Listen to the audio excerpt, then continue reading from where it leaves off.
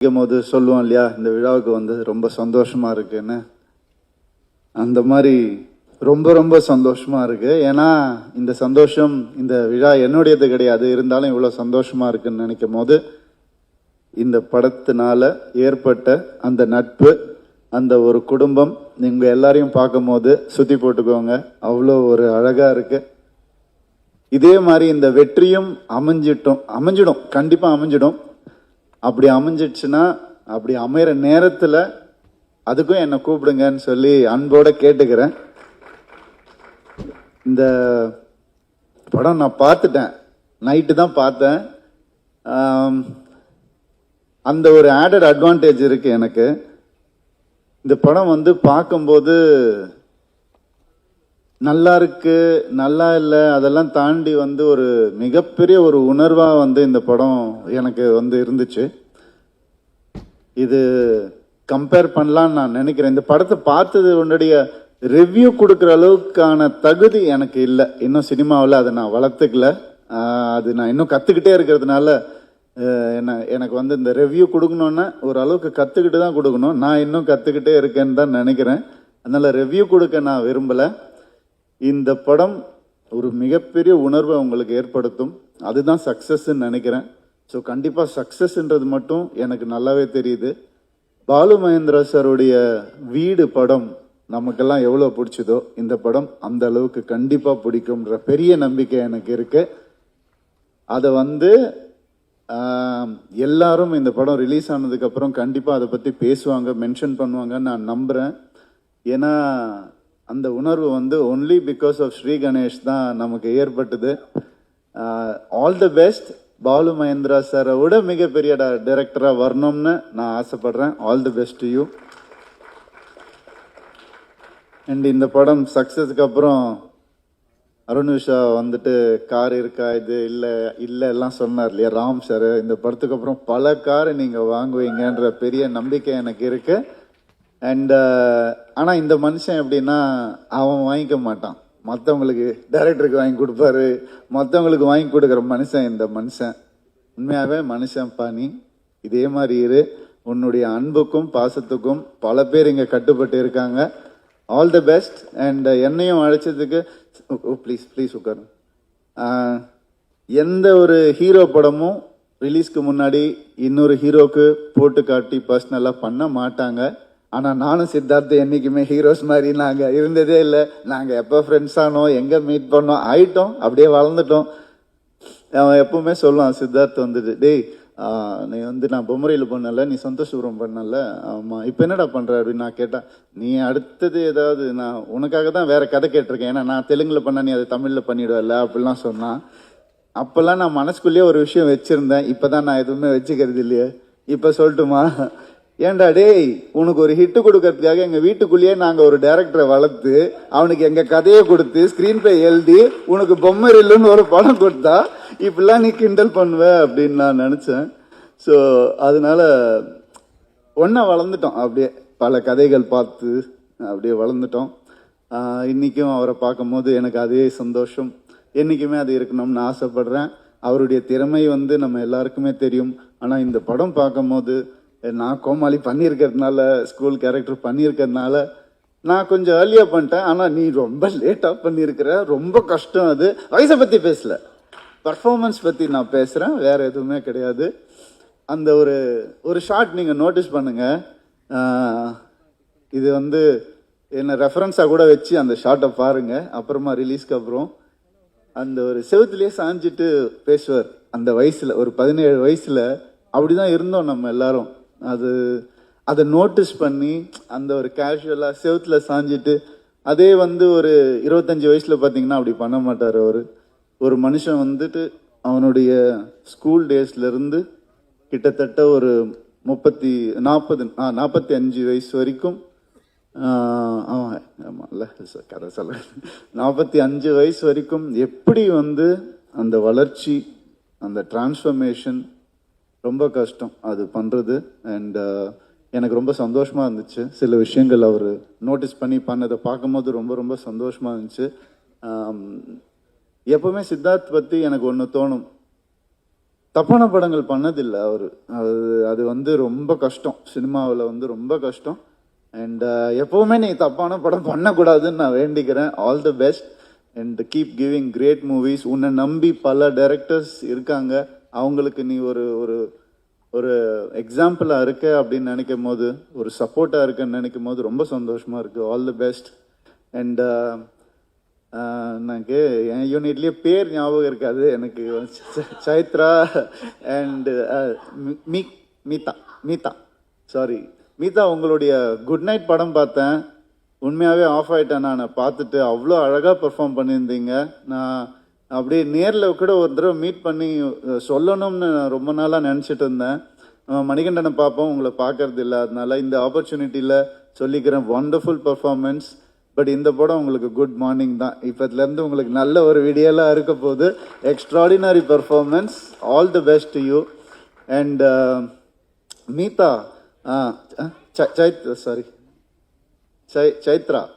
சைத்ரா வந்துட்டு எப்படின்னா,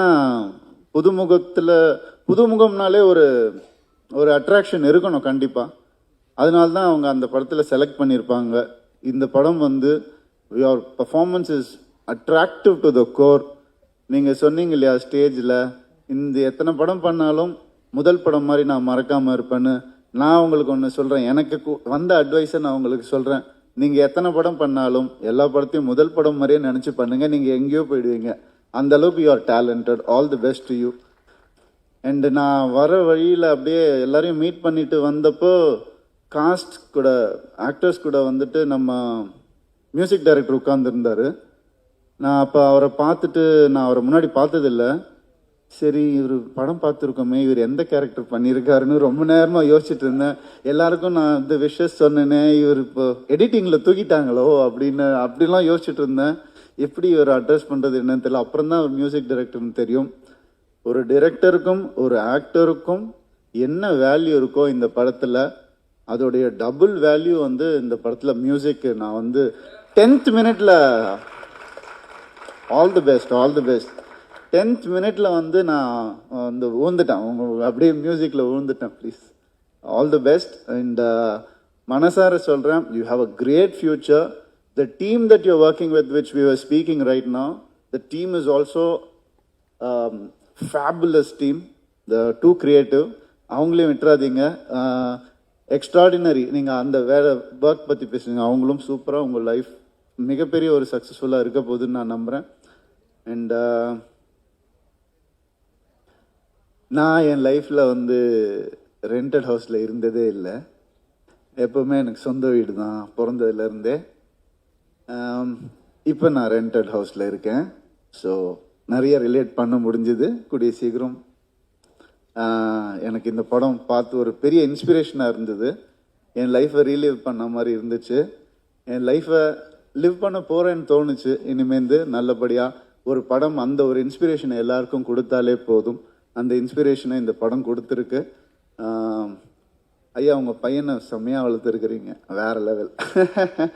அருண் வந்து எப்போவுமே ஒரு நண்பனாக எங்கள் கூட இருக்கணும்னு நான் ஆசைப்பட்றேன். நான் உங்கள் கூட பெருசாக பேசினதில்லை. I'm glad that you are there next to him in his every step. I heard a lot about you. உட்காந்துருக்கும் போது இதே மாதிரி நீங்கள் சிவசக்தி மாதிரியே இருக்கணும்னு ஆசைப்பட்றேன் என்றைக்குமே லைஃப்பில். All the best. யாரையாவது மறந்துருந்தா மன்னிச்சுக்கோங்க. தேவயானி மேம், சாரி, மறக்கவே முடியாது. இல்லை, இப்போ ரீசெண்டாக போயிருந்தேன் மேம் ஒரு ஃபங்க்ஷனுக்கு, ஒரு ரெஸ்டாரண்ட்டுக்கு, ஒரு சின்ன விஷயமா. அப்போ நான் அண்ணான்னு கூப்பிட்டா அவர் திரும்பி, சார் என் பேர் ராமண்ணா அப்படின்னு சொல்லும் போது டக்குன்னு உங்கள் ஞாபகம் வந்துச்சு. அந்த டயலாக் அவ்வளோ ஃபேமஸ். அண்ட் ஜீனி உங்கள் கூட நடிக்கணும்னு நான் சொல்கிறேன் மேம். அது இன்னொரு ஃபங்க்ஷனில் நம்ம அதை பற்றி நல்லா பேசுவோம் மேம். நான் சொல்கிறேன் மேம். நல்லபடியாக வேலைகள் போயிட்டுருக்கு, சிஜி ஒர்க் எல்லாம் போயிட்டுருக்கு. அண்ட் சரத்குமார் சார் அஃப்கோர்ஸ் ஒரு அம்ப்ரெல்லா மாதிரி இந்த படத்துக்கு ஒரு எல்லாரையும் அப்படியே அரவணைச்சிட்டு, நனைய விடாமல், வெயில் பட விடாமல், வாங்க நம்ம பார்த்துக்கலாம் அப்படின்னு சொல்லி, அந்த டயலாகும் அதே டயலாக் தான், நான் பார்த்துக்கிறேன், நான் இருக்கேன் அப்படின்னு சொல்கிற அந்த படத்தில் அந்த wonderful dialogue. So it's a feel awesome film, not a feel good film. இது எக்ஸ்ட்ராடினரியான ஒரு படமாக இது வரணும். just for your good heart and for the people who believe in good scripts, the audience who are eager to watch good scripts. இந்த படம் கண்டிப்பாக அவங்க எல்லாருக்கான ஒரு படமாக இருக்கும். என்ன இந்த விழாவுக்கு கூப்பிட்டதுக்கு ரொம்ப ரொம்ப நன்றி. Thank you so much. எல்லோருக்கும் வணக்கம். தாய் தந்தைங்க 3 BHK, அதுக்கு என்ன அர்த்தம்னு நான் சொல்கிறேன். நான் சினிமாவுக்கு வந்த காலத்திலிருந்து இது என்னோட 40வது படம் ஒரு நடிகனா. எங்கள் தாய் தந்தை கிட்ட அந்த விஷயத்த ஷேர் பண்ணுறப்போ எங்கள் அப்பா பார்த்து சொன்னார், 40 படம் நடிச்சிட்டால சித்து அப்படின்னாரு. அந்த கேள்விக்கு நான் பதிலும் சொல்ல, ஆனால் அந்த கேள்வியில் ஒரு பெருமை இருந்தது, ஒரு ஆச்சரியம் இருந்தது. எங்கள் அப்பா கண்ணில் ஒரு ரிலீஃப். எல்லாரும் அழ வச்சிட்டீங்க சார், ரொம்ப கஷ்டமாக இருக்குது சார். எல்லாம் செல்வம், ரவி, அருண் விஸ்வா, யாரெல்லாம் பேசணும்னு எல்லாரும் அழ வச்சுக்கிறீங்க. இன்னைக்கு ரொம்ப இமோஷனலான ஒரு தருணமாக இருக்கு. அதான் கர்ச்சீஃபோடய வந்துட்டேன்.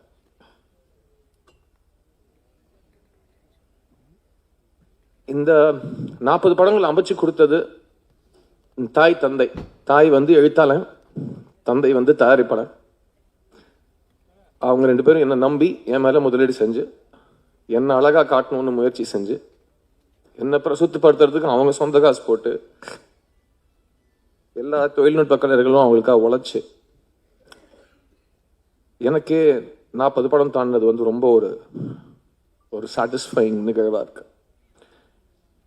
அந்த 40வது படத்தை ஒரு தாய் தந்தை எனக்காக அமைச்சு கொடுக்குறாங்க. தாய் எழுத்தாளன் ஸ்ரீ கணேஷ், தந்தை தயாரிப்பாளன் அருண் விஸ்வா.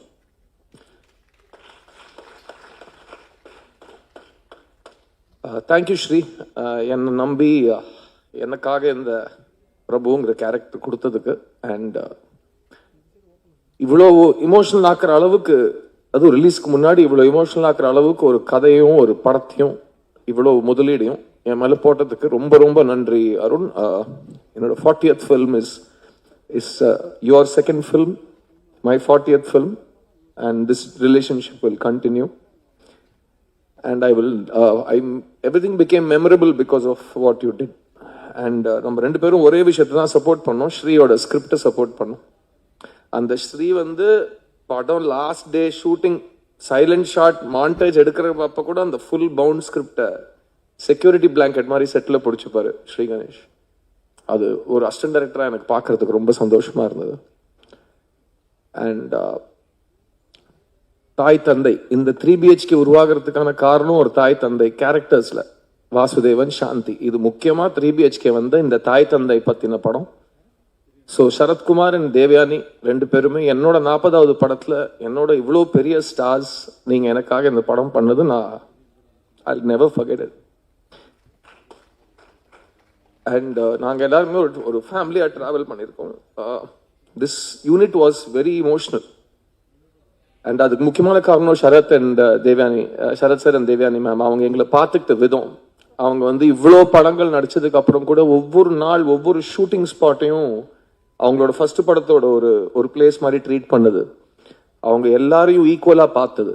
அவங்க பயிற்சிங்கிற பேர்லையா இருக்கட்டும், புரிதலுங்கிற பேர்லையா இருக்கட்டும், அக்கறைங்கிற பேர்லையா இருக்கட்டும், அவங்க எடுத்துக்கிட்ட எஃபர்ட், டைம், பேஷன், அதெல்லாம் பயங்கர இன்ஸ்பைரிங்கான ஒரு விஷயம். அண்ட் ஏன்னா அவங்க ஃபிலிம் காலத்திலிருந்து 1 வருஷம் தியேட்டரில் ஓடின படங்கள் எடுத்த மிகப்பெரிய திரை நட்சத்திரங்கள். அண்ட் தேவானி மேம் ஒரு குடும்ப தலைவி, ஒரு செட்டுக்கே அழகு, ஒரு செட்டுக்கே லட்சணம், ஒரு செட்டுக்கே ஒரு பணிவு, எல்லாமே தேவானி மேம் இந்த செட்டில். அண்ட் எவ்வளோ கஷ்டமான ஒரு ஷூட்டிங் இருந்தாலும் அந்த ஃபேஸில் இருக்கிற ஒரு ஸ்மைல், சரி வாங்க எதுக்கு எல்லாரும் டல்லா இருக்கீங்க, let's keep on moving, let's keep trying அப்படிங்கிற ஒரு இன்ஸ்பிரேஷன் எங்களுக்கெல்லாம் கொடுத்ததுக்கு இவங்க 2 பேருக்கும் நான் எவ்வளோ தேங்க்ஸ் சொன்னாலும் அது பத்தாது. சூரியவம்சம்ங்கிற ஒரு படத்தோட பாதிப்பு சரத் சார் சொல்ற மாதிரி 30 வருஷத்துக்கு அப்புறம், 35 வருஷத்துக்கு அப்புறம், 300 வருஷத்துக்கு அப்புறம் கூட இருக்கும். ஏன்னா அது அவ்வளோ ரிலேட் பண்ணக்கூடிய ஒரு படம். அந்த படத்துல கலகட்டின ஒரு ஜோடி, அவங்களுக்கு ஒரு குடும்பம், அவங்களுக்கு பசங்கன்னு இருந்தா எப்படி இருக்கும்னு ஒரு அழகான கனவுக்கு பதில் தான் இந்த 3 BHK.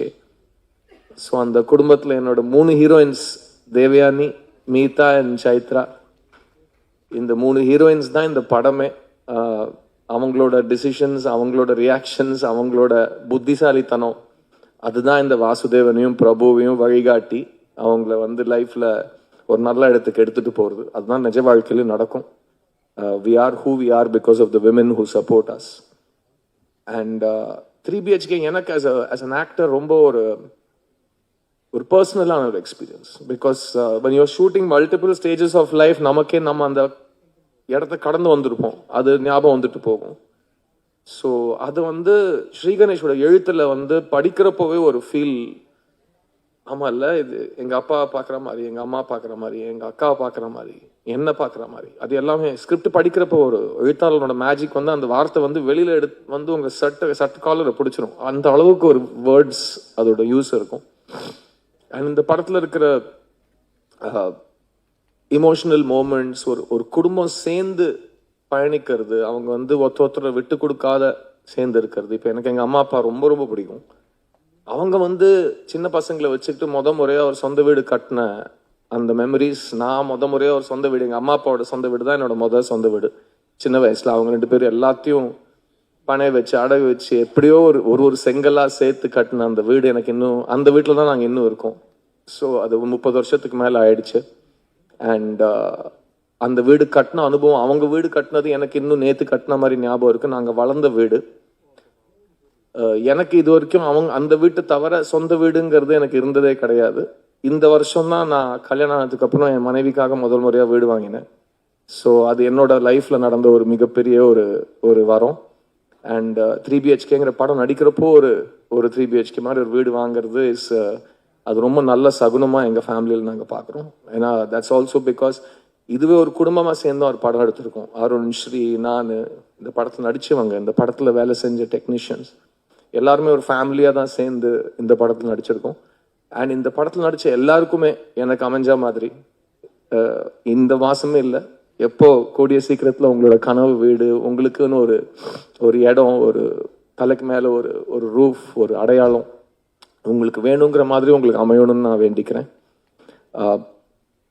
நாங்கள் இந்த படம் ஷூட் பண்ணுற காலத்தில் வாசுதேவன், சாந்தியோட குடும்பத்தை தான் நாங்கள் பார்த்துருக்கோம். எங்கேயுமே இந்த படத்தில் நடித்தவங்களோ டெக்னீஷியன்ஸோ பிரித்து நாங்கள் யோசிச்சதே கிடையாது. பிகாஸ் அந்த அளவுக்கு ஸ்ரீ வந்து ஒவ்வொரு கேரக்டருக்கும் ஒரு கிராஃப் கொடுத்துருப்பாப்புல. So we all really enjoyed doing this film. And Sarath sir சொன்ன மாதிரி ஒரு படத்துக்கான ரியாக்ஷன் எப்படி இருக்கும்னு நம்மளால யாராலுமே கணிக்க முடியாது இல்லையா? ஸோ நம்ம அதை நடிக்கிறப்போ அதில் என்ன ஃபீல் ஆச்சோ அது மட்டும் நம்ம வெளிப்படையாக சொன்னால் நம்ம எதுக்கு இந்த படத்தில் நடித்தோங்கிற ஒரு புரிதல் ஜென்ரலாக கிடைக்கும். பட் நீங்கள் ட்ரெய்லர் பார்த்துருப்பீங்க. இந்த ட்ரெய்லர் உங்களுக்கு முத்து சொன்னாப்லையா, அயலி டைரக்டர் சொன்னாப்லையா, இந்த ட்ரெய்லர் உங்களுக்கு பார்த்தா படம் எப்படி இருக்கும்னு உங்களுக்கு ஒரு ஐடியா கிடைக்கும்னு சொன்னார் இல்லையா? So I think I agree with that. It's trailer is a very nice representation of the film. வருகை தந்திருக்கின்ற அனைவருக்கும் என் வணக்கத்தை தெரிவித்துக் கொள்கின்றேன். எதுக்கு என்ன 11:20க்கே அழைத்தார்கள் என்ற காரணத்தை நான் சொல்ல வேண்டிய கடமைப்பட்டிருக்கிறது. நான் அருண் ரொம்ப ஃபீல் பண்ணக்கூடாது. 9 o'clock ஷாப்னோன்னு எனக்கு வந்து ஒரு சின்ன இந்த 9னா 9 வந்துடுவேன், 9:20னா 9:20க்கு வந்துடுவேன், 10னா 10க்கு வந்துடுவேன். ஆனால் இன்றைக்கி என்ன போச்சுன்னா, ஒரு நல்ல காரியத்துக்கு 11:30 மணிக்கு என் மனைவியும் நானும் கையெழுத்திட வேண்டிய ஒரு சூழல் உருவாகிவிட்டது. இல்லாட்டி இவ்வளோ ஒரு சந்தோஷமான ஒரு நிகழ்ச்சியில் நான் சீக்கிரமாக போக வேண்டிய ஒரு சூழலெல்லாம் நான் அழைக்கப்பட்டிருக்கின்றேன், பேச அழைக்கப்படுகிறேன் என்பதை தெளிவாக உங்கள்கிட்ட சொல்லிடுறேன். இல்லாட்டி நான் அந்த ஃபங்க்ஷன் இறுதி வரைக்கும் இருக்கிறவன் தான். எந்த ஃபங்க்ஷன் போனாலும் அது என்னுடைய பத்திரிகை நண்பர்கள், அங்கிருந்து இங்கே வந்தவன் நான் என்பது உங்களுக்கு தெரியும். அதனால் என்ன முதல்ல அருண் எங்கே இருக்கீங்க தெரியலையே, என்னை மன்னிச்சிருங்க, தப்பாக நினச்சிக்கேன், கோவப்பட்ட மாதிரி தெரிஞ்சுது. என்ன சார் இந்த மாதிரி எப்படி சார் இப்போ சினிமா ஃபங்க்ஷன்னா இப்படி தானே சார் இருக்கும் அப்படின்னீங்க. அது நான் வருத்தப்படல. ஏன்னா வாசுதேவன் வந்து வருத்தப்படாத ஒரு கேரக்டரு. இந்த படம் வந்து முதல்ல கணேஷ், எனக்கு ஸ்ரீ கணேஷ் கொடுத்தது ரொம்ப ரொம்ப நன்றி Sri. It's really wonderful film that I am part of. அப்புறம் இதில் வந்து சித்தார்த்து கூட ஒரு இன்டெலிஜென்ட் பஞ்சு மாதிரி உள்ளம் கொண்டவர் என்றெல்லாம் சொல்லி ராம்சான் சொன்னாங்க. பஞ்சு மாதிரி உள்ளம் இருக்கிறதோ இல்லையோ, அவர் வந்து தைரியமான ஒரு நல்ல ஒரு நண்பர்னு சொல்லலாம்.